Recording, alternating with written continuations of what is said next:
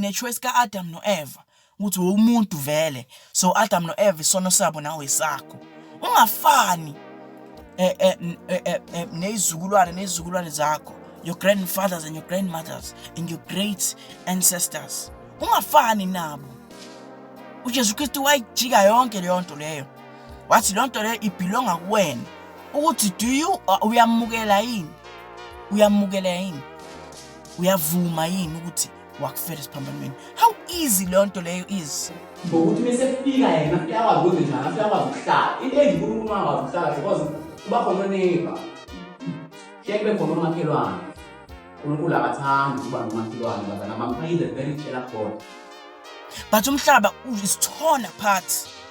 Abantu bayinhlanga ezinye inhlanga, khona abakholwayo khona abangakholwa. Indaba eliwa nayo le ukuthi nje just to accept ukuthi uJesu Kristu inkosi nomsindisi.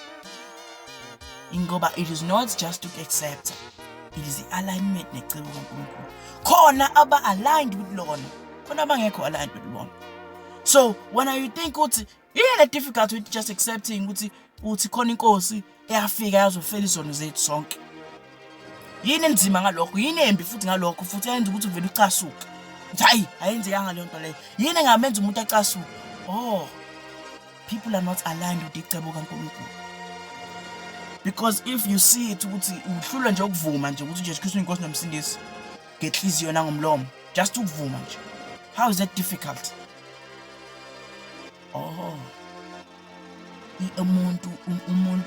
abantu they are not aligned with icebo kaNkulunkulu. Is one thing engisikhokhweni. I-alignment ecebo kaNkulunkulu la ulekha khona. Are you aligned with icebo? Akafuna ukuthi befike ehlizweni yakho inyovela lapho yahlalisana nomuntu othile lapha.